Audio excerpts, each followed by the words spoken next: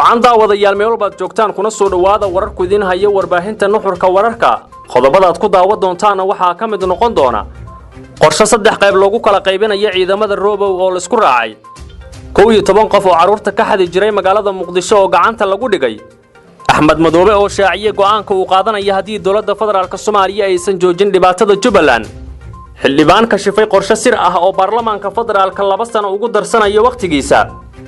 tirada askarta ciidamada Amisom ee dagaalada Al-Shabaab looga dilay oo la soo bandhigay Uhuru Kenyatta oo shuruud adag ku xiray in ciidamada Kenya ay ka baxaan Soomaaliya Xasan Sheikh Maxamuud iyo Farmaajo oo tartankii ugu adkaa ku galay magaalada Dhuusamareeb ee caasimada dawlad goboleedka Galmudug wararka dibadda idin hayana warbaahinta nuxurka wararkana waxa kamid ah Maxamed bin Salman walaashiis oo xabsi lagu xukumay iyo ra'iisul wasaaraha Israa'iil oo wacad ku maray in Falastiiniyiinta dhul uu ka qaadi doono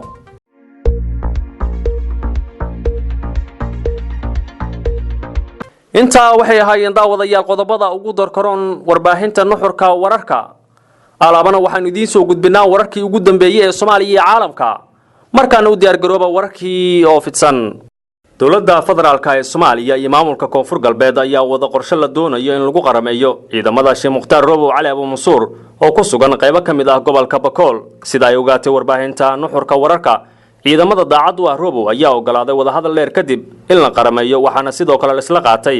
in loo kala saaro ilaa 3 qaybood qayb booliiska gaarka ah nabad sugidda iyo xoogga dalka sidoo kale madaxweynaha dawlad goboleedka koonfur galbeed mudane Cabdicasiis Xasan Maxamed Laftagareen ayaa soo jeediyay in ciidamadan loo kala saaro ilaa 3 qaybood oo kala ah booliis nabad sugid iyo xoogga dalka Soomaaliya lama oga in arintan ay aqbali doonaan saraakiisha ciidamada Sheekh Muxtaar Robow Cali Abu Mansuur oo horay shuruudo uga dhigay in hoggaanka ciidanka dawladda ay qayb ka noqdaan sidoo kalena la siiyo gaadiid dagaal hub iyo sanad military intaba wadahadalada iyo dadaalada lagu doonayo in lagu qarameeyo ciidamadan ayaa sii xoogaysatay kadib booqashadii ra'iisul wasaaraha xukuumadda Soomaaliya Xasan Cali Kheyre ee gobolka Bakool inkastoo hadda dib ugu laabtay magaalada Baydhabo ee xarunta gobolka Baay ra'iisul wasaare Xasan Cali Kheyre ayaa hore ugu guuleystay in uu qarameeyo ciidamada maamulkii gobolada dhexe ee Al-Sunna wal Jamaaca iyo sidoo kale maleeshiya beeleedkii ku sugnaa deegaanka ka tirsan gobolka Galgaduud ee bartamaha Soomaaliya arrimahan ayaa waxay ku soo aadayaan iyadoo wili uu xiran yahay wadaadka Muxtaar Robow oo ay bishii December ee sanadkii hore dawladdu ay ka soo xirtay koonfur galbeed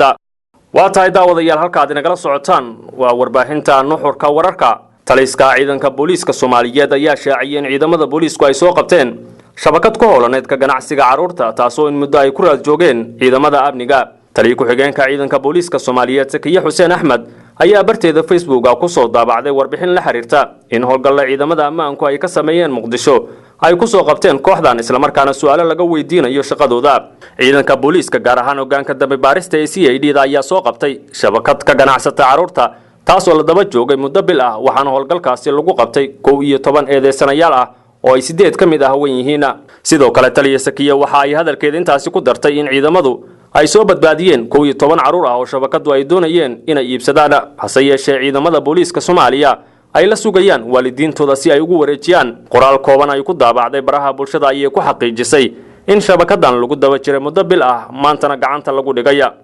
madaxweynaha Jubbaland Axmed Madoobe ayaa shirkiisa jiraad ugu horeeyay tan iyo dib u soo doorashadiisa ku qabtay magaalada Kismaayo Axmed Madoobe ayaa shirkiisa jiraad uga hadlay arrimo ay kamid tahay doorashadii Kismaayo khilaafka dawladda federaalka Soomaaliya xarigii wasiirka amniga oo ciidamada booliisku ay ku xireen garoonka Muqdisho 13 Agoosto iyo arrimo kale Axmed Madoobe ayaa marka hore ka hadlay xaaladda uu dalka marayo waxa uu sheegay in Muqdisho ay noqotay meesha ugu badan ay qaraxyada ka dhacaan isla markaana madaxtooyada la duqeeyo wuxuu tilmaamay inaysan dawladda ku shaqayn karin magaalada Muqdisho halka markii hore si nabad ah la isaga kala gooshi jiray magaalooyinka Muqdisho iyo Jowhar mar uu ka hadlayay xaaladda Jubbaland iyo qaabkii loo soo dhisay ayuu ku dheeraaday waxa uu sheegay in Jubbaland dhiig loo soo daadiyay haddana ay ku noolaan karaan dhammaan qabaa'ilada Soomaaliyeed iyo muwaadin kasta oo Soomaaliyeed sida uu hadalka u dhigay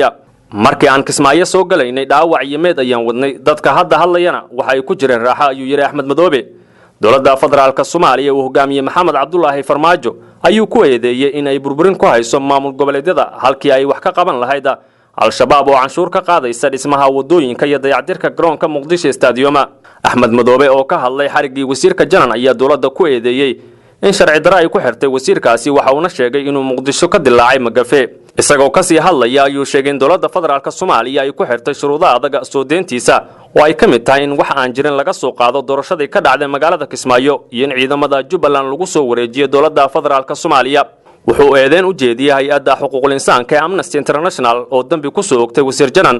Amnesty International maxay wax uga qaban weysay oo uga hadli weysay Cabdiraxmaan Cabdishakuur ciidankiisa Muqdisho lagu laayay dadkii Baydhabo lagu laayay ninkii lahaa xoog baan leenahay ee lagu dalacsiiyay waliba taliye laga dhigay ayuu yiri Axmed Madoobe mar uu ka hadlayay xayiraadii la saaray duulimaadyadii Kismaayo ayuu sheegay intaasi ay keentay in dad jiran iyo kuwa fool ah ay dhibaato ku yeelatay maadaama diyaaradii Dhobley ka imaan jirtay la soo marsiiyay magaalada Muqdisho ee caasimadda Soomaaliya isla markaana ay xir ilaalinta soo gudbi doonto kiisaska ay xayiraadaasi sababtay Axmed Madoobe oo ka hadlaya madaxweynayaasha kale ee la sheegay in lagu doortay magaalada Kismaayo ayaa sheegay inaysan arintaasi aqbali karin Kismaayana aysan laba madaxweyne isla joogi karin cidii dhibaato ku haysana magaalada laga qaban doono isagoo ku hanjabay in ay yaraan doonto inta ay dul qaadanayaan ugu dambeyntii Axmed Madoobe ayaa dawladda Soomaaliya ugu hanjabay inuu go'aan adag ka qaadan doono haddii aysan iska bedelin dabeecadaha uu sheegay in hadda ay ku dhaqmayso oo ah cadaadiska ay ku hayso maamulkiisa waa tahay daawadayaal halka aad inagala socotaan warbaahinta nuxurka wararka madaxda ugu sareysa dalka ayaa lagu eedeeyay inay wadaan qorshe culus oo ay waqti kororsi ku sameysanayaan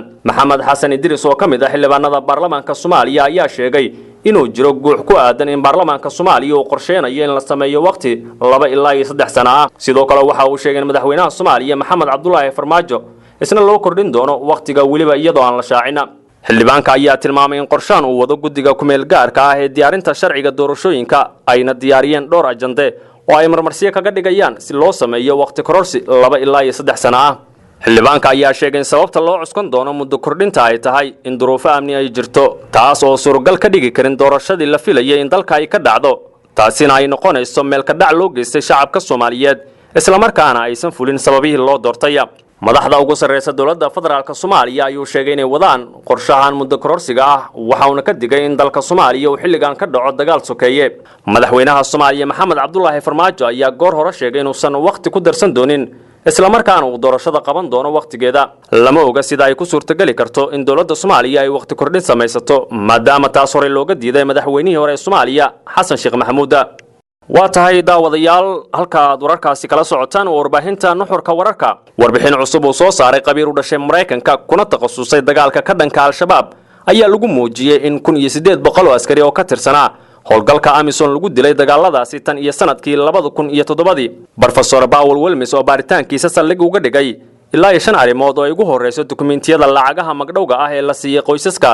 askariga la dilay ee ciidamada Amisom tan iyo sanadkii 2007 Professor Paul Wilmes oo arrimaha caalamiga ka dhiga jaamacadda George Washington University waxa uu tirkoobkan qasaaraha soo gaaray askarta Amisom muddadii u dhaxaysay bishii Maarso ee sanadkii 2007 ilaa bishii December sanadkii hore ee 2018 ku sheegay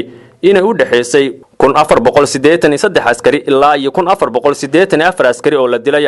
waxa uu sidoo kale sheegay in tirada intaasi ay ka badan karto waxa uu soo xiganaya liiska magacyada iyo darajada ciidamada Amisom ee lagu dhajiyay darbiga Midowga Afrika ee magaalada Addis Ababa kuwaas oo lagu dilay howlgallada Midowga Afrika ee wadamada Burundi, Afrikada Dhexe, South Sudan iyo waliba Soomaaliya wuxuu sheegay in aan si rasmi ah loo ogaan karin tirada ciidamada Amisom ee lagu dilay Soomaaliya maadaama ilaa iyo hadda aysan dawladaha ciidamada ay ka joogaan Soomaaliya aysan soo bandhigin tirada ciidamada looga dilay Soomaaliya Professor Wilmes ayaa sheegay in bishii Agoosto ee sanadkan 2019 darbiga xarunta Midowga Afrika lagu qoray magacyada ilaa 1108 oo ah askarta lagu dilay Soomaaliya warbixinada maaliyadeed ee Midowga Afrika laga helay intii u dhaxaysay sanadii 2014 ilaa 2018 waxa ay muujinayaan in Midowga Afrika ay bixisay lacag gaaraysa 74.6 milyan oo ah magdhowga askarta la dilay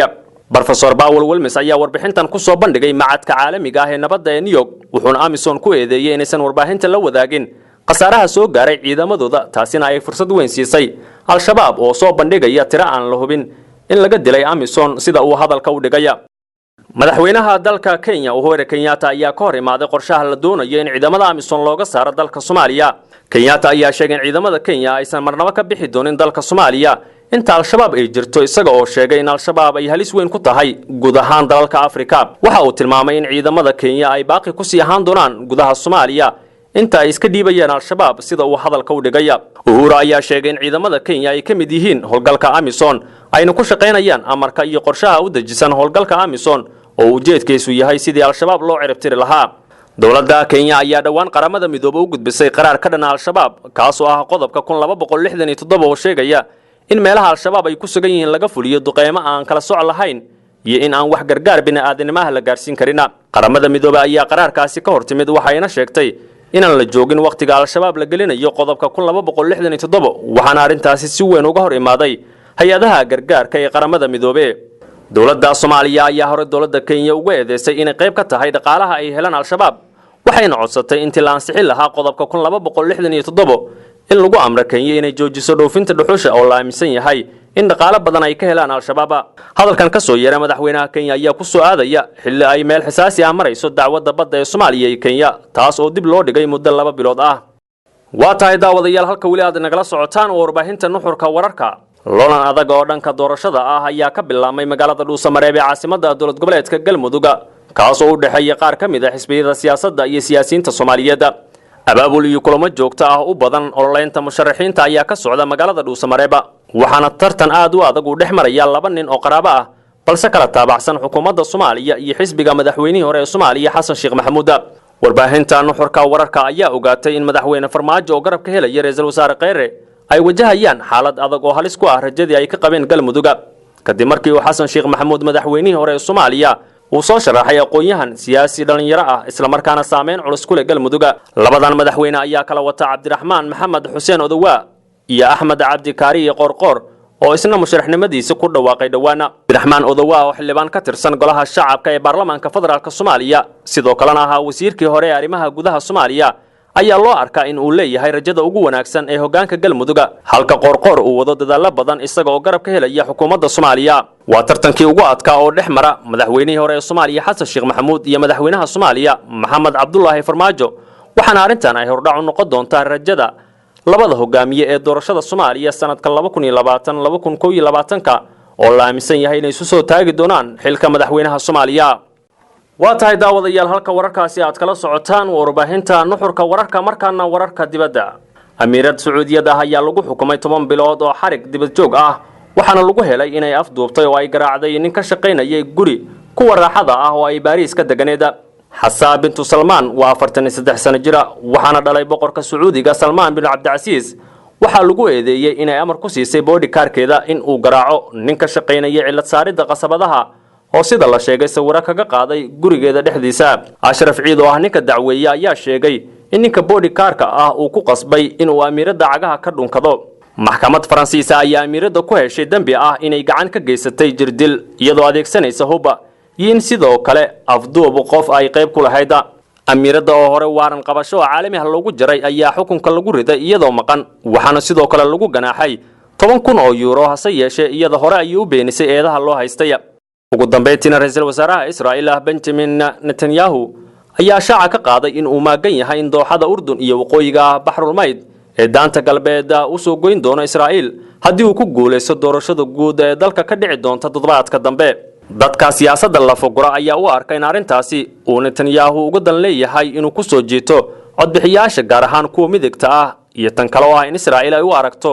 qabashada aagaasi tilaabo laga maarmaan oo ah oo ay kaga hortagi karto in mustaqbalka dawlad Falastiin leedahay dhalato. Israa'iil waxaa daanta galbeed ee bariga Qudus iyo buuraleyda Golan ee Suuriya ku qabsatay dagaalkii Juun 1967 waxayna si rasmi ah dhanka bari ee Qudus dhulkeeda ugu dartay 1980 buuraleydana Golan 1980 inkastoo beesha caalamku aad uga soo horjeestay. dooxada Urdun iyo waqooyiga Bahrul Mayd qiyaasta badkeedu waa 1.6 milyan oo isku weer oo ku teesan soodinta dalka Urdun waxaana lagu qiyaasaa inay tahay ku dhawaad 30% dhulka daanta galbeed oo dadka degan ay u badan yihiin Falastiiniyiintu. dooxada Urdun waxa ay ka bilaabantaa harada Dabriya ee dhanka waqooyi ilaa Bahrul Mayd waxaana gacanta ku haysa Israa'iil inta u dhaxaysa Bahrul Mayd ilaa iyo dhamaadka daanta galbeed. waa tahay daawadayaal waa naga inta guud ahaan war wixii dal iyo dibadda naga soo gaaray aad kala socoteen warbaahinta nuxurka wararkana war lamid intaan ku kulmi doonana sidaa iyo nabadgeliyo